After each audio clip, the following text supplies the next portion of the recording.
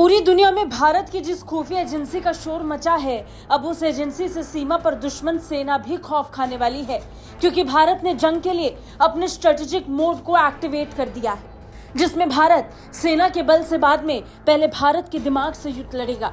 और भारत का ये दिमाग है भारतीय खुफिया इंटेलिजेंस। दरअसल भारत चीन सीमा यानी एलएसी पर खुफिया अधिकारियों की टीम तैनात की जाएगी। केंद्र सरकार ने इस प्रस्ताव को मंजूरी दे दी है। इसके लिए एलएसी पर इंटेलिजेंस पोस्ट यानी बीआईपी बनाया जाएगा। ये post Indo Tibet border police यानी आईटीबीपी की चौकियों पर लद्दाख से अरुणाचल प्रदेश तक बनाई जाएगी। रिपोर्ट्स में ये भी कहा गया कि हर बीआईपी पर ब्यूरो के 4 से 5 अधिकारी तैनात होंगे और आईटीबीपी के जवान उन्हें सुरक्षा प्रदान करेंगे। ये अधिकारी एलएसी पर चल रही गतिविधियों पर नजर रखेंगे और सीनियर ऑफिसर्स और सरकार तक हर खबर शेयर करेंगे। इस प्रोजेक्ट की शुरुआत सीमांत गांव मागो से होगी।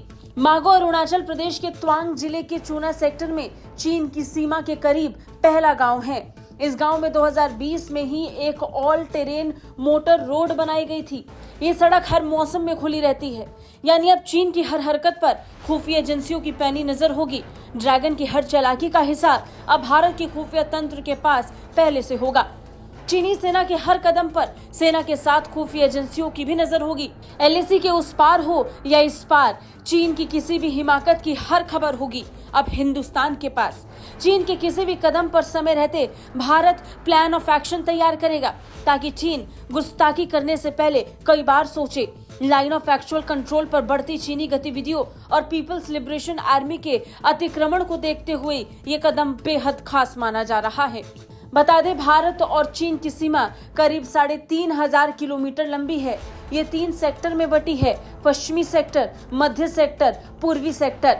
भारत चीन सरहद पर आईटीबीपी की करीब 180 चौकियां हैं और 45 नई चौकियां बनाए जाने की मंजूरी मिल चुकी है। भारत चीन सीमा पूरी तरह से निर्धारित नहीं है। इसी का फायदा उठाकर चीनी सैनिक अक्सर घुसपैठ करते रहते हैं। चीन की ऐसी ही हरकतों को देखकर केंद्र सरकार चीन को उसी के अंदाज में जवाब देने के लिए रणनीति बनाती रहती है। पिछले कुछ सालों में केंद्र सरकार ने न केवल एलएसी पर अपने बुनियादी ढांचे में सुधार किया, बल्कि सीमावर्ती गांवों के विकास के लिए योजनाएं भी शुरू की। ब्यूरो रिपोर्ट, भारत तक।